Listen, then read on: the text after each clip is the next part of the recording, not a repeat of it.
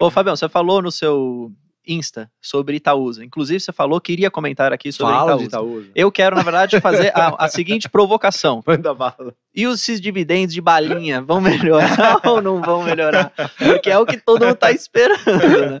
Quem tem. E aí eu entendo, na verdade, que a Itaúsa também tem, e me corrija, porque eu não acompanho muito, mas Sim. também mudou um pouco do que era Itaúsa lá atrás para o que é hoje. Eu vejo hoje Itaúsa também como um bom alocador de capital, teoricamente, assim, em outras empresas. Para mim, um dos melhores.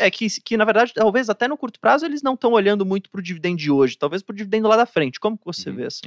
Cara, quando eu falei que ia falar da Itaúsa, é porque eu acho que eu sobrei lá da Itaúsa, o Márcio vendeu. Então, o Márcio falou mal dela. Mal, não, entre aspas, né? Lógico. Mas assim, a gente tem que sempre entender contextos, né? Antes de entender racionais, né? De compras de determinadas empresas. Eu tenho uma história com a Itaúsa. Né? Eu tenho uma posição grande que eu construí desde quando eu comecei em 2004. Porque eu gostava da empresa. Eu não entendia muito de ação, mas eu gostava naquela época. Eu falava, porra, o Itaú, olha que legal. É uma empresa que me atende em tudo, tal. Eu não precisava ir tanto em caixa já naquela época, hein? Que era uma época que a galera... Foi assim minha análise, extremamente crua lá no começo. Conforme o tempo vai passando, assim, a Itaúsa ela foi desenvolvendo em mim uma consciência do que é ser um acionista de longo prazo. Eu sempre brinco com a galera, eu já tive o Itaúsa e já tive o Unipar. A Unipar, eu brinco com o G, isso aí. A Unipar deu muito mais dinheiro que a Itaúsa, mas a Itaúsa, eu ficaria com ela tranquilamente. Eu gostei muito, a jornada com a Itaúsa foi muito mais feliz do que com a Unipar. E eu explico por quê. Eu comecei em 2004. De 2004 até 2016, você tinha bonificação mais 6%. Bonificação mais 6% de dividendo. Exato. Então, 10% de papel mais 6% de dividendo. 10% de papel mais 6% de dividendo. Uma empresa que foi crescendo, foi ganhando muito corpo, Itaú tomou uma relevância absurda. Enquanto a Unipar, que hoje é a queridinha da Bolsa, ficou de 2004 até 2016 a ver navios, fazendo projetos ruins, projetos que... a gente não diz projetos ruins, projetos que acabaram não dando tão certo como a empresa esperava, né? Ninguém erra, sei lá, por querer, né? Projetos que acabaram não dando certo. Tal. Então, assim, a Itaúsa me educou nesse cenário, né? E se você for ver, a empresa, ela nunca foi uma empresa de, assim, de dar dividendos gigantescos como uma Taesa da vida. A Taesa é uma elétrica, é outro negócio, é outra história, outro contexto e tudo mais. Só que o que ficou na imagem, especialmente das pessoas que estão entrando na Bolsa agora? Essas pessoas pegaram um cenário de Itaúsa em 2016, 2017, 2018, pagando R$1 e cacetada de dividendos, pagando 98 centavos de dividendo, mais bonificação. E, na verdade, ela nunca pagou isso. E ela nunca foi esse tipo de empresa. Ela fez isso momentaneamente porque estava rolando um excesso um excedente de capital, e eles não tinham o que fazer com o dinheiro. Por que uma empresa distribui dividendo? Porque ela não tem onde alocar o capital de maneira melhor para o seu acionista. E é ineficiente deixar tudo parado no caixa. Exatamente. Então ela fala, pô, o que eu vou fazer? Como é que o meu acionista fica melhor aqui? Como é que eu vou remunerar isso com empresas que, obviamente, têm uma característica e um histórico de boa governança, belíssima pagador de dividendos, um bom controlador, que é o caso da Itaúsa, né? Então ela fala assim, pô, o que eu vou fazer com esse dinheiro? Não, vou distribuir para acionista. Foi o caso de 2016, 2017, 2018. Então a galera que reclama das merrequinhas de 2 centavos e tudo mais, pega geralmente essa época e adota como se fosse o benchmark da Itaúsa. A Itaúsa nunca foi isso.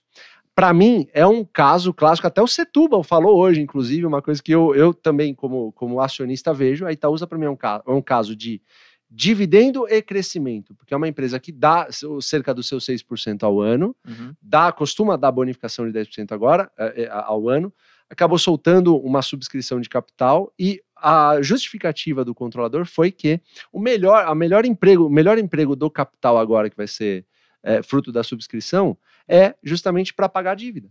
Esse é o melhor emprego que tem exigido do capital agora. Se o melhor emprego fosse comprar ação, a gente ia recomprar ação. Se o melhor emprego fosse dar dividendo, a gente ia dar dividendo. Por que ela não faz isso, então? Porque ela tem projetos bons no pipeline dela que vão fazer ela crescer gerando mais dividendos no futuro. Então, a gente não analisa uma empresa como uma foto. Eu não quero saber o que foi a Itaúsa nos últimos 3, 4 anos. Eu quero saber como foi a Itaúsa nos últimos 20 anos.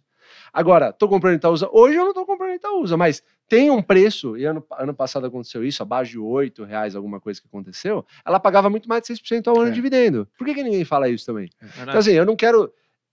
que se dane, eu quero defender a Itaúsa aqui, porque eu sou acionista da Itaúsa, eu gosto da empresa.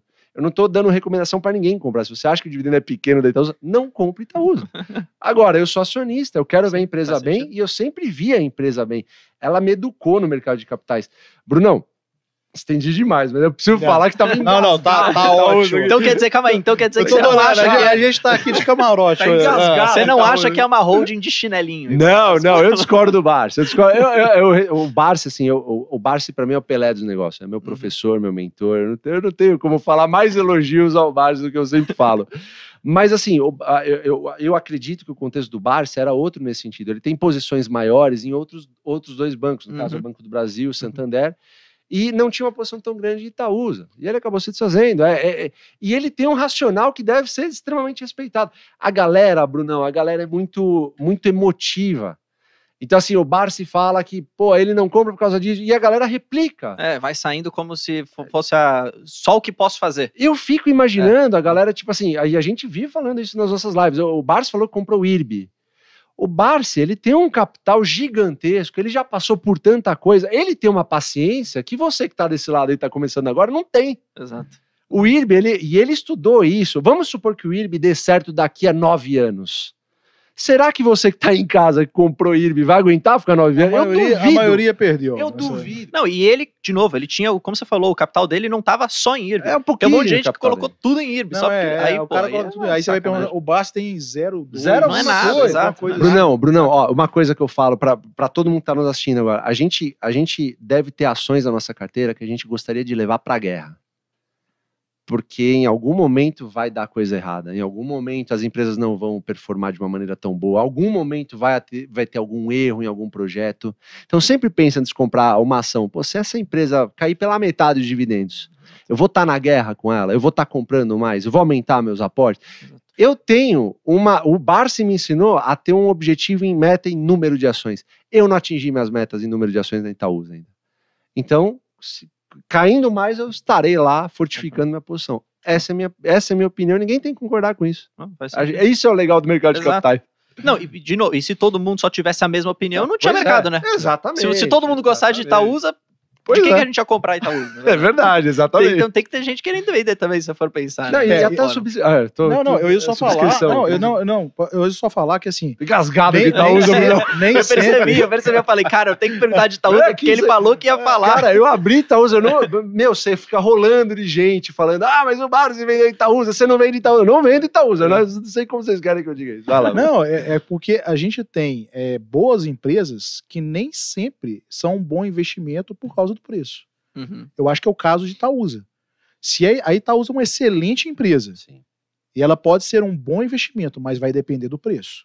Então, perfeito, quando a gente entra com preço abaixo de 8, 7 reais, aí a gente está falando de um yield muito bom para uma excelente empresa. Ela deu o quê? Uns 55 centavos ano passado, e ela chegou a custar 7,60. Pois é. Deu bonificação de 10%, hein? A gente comprou. A gente comprou, inclusive. A gente comprou. A gente postou lá na GF+. A gente comprou na época. Exato. Eu tinha, pra você ter uma ideia, vendido Itaúsa, que eu fiquei meio puto com uma coisa. E aí entra o momento do arrependimento, que eu falei. Você vende, você erra. É verdade. Quando você vende, todas as vezes que eu vendi alguma coisa, eu arrependi, mesmo quando eu ganhei. Né? E esse caso de Itaúsa, ele ilustra bem isso. Eu arrependi depois de ter vendido. Eu falei com o Fabião. E quando chegou no preço de novo, que eu achei que valia, eu entrei de novo na posição. Eu recompus minha posição em Itaúsa. Então, eu acho que ela é uma excelente empresa, mas num preço adequado. Agora, nesse patamar de preço que tá, eu acho que tem coisa melhor. Agora, você pega um controlador que fala assim, pessoal, vamos diversificar a nossa fonte de renda aqui, de alocação, não vai ficar só em Itaú. 2016. Aí em 2017 ele fala, pessoal, a gente vai diversificar. 2018, pessoal, a gente vai... Aí diversifica. Aí quando diversifica, acha ruim porque diversifica. Pô, o pessoal tá sabendo. Avisou, pelo menos. Ele tá avisando há 5 anos que vai diversificar. E fez excelentes negócios, né? NTS, se eu não me engano, se não me falha a memória, NTS pagou em 3 anos em dividendo. O XP multiplicou por 10 em, 3, 4 anos. Se bem que Itaúsa ainda tem no portfólio. Agora, a CCR está entrando, junto com a parceria com a JV, com a Votorantim. assim, eles sempre foram belíssimos alocadores de capital. Estão em guerra porque os influenciadores falam que estão pagando pouco dividendo. Eu tô nessa guerra. Esse é o balinha. mantra, é a balinha. Eu tô nessa guerra com o Itaúsa, vamos ver o que vai dar.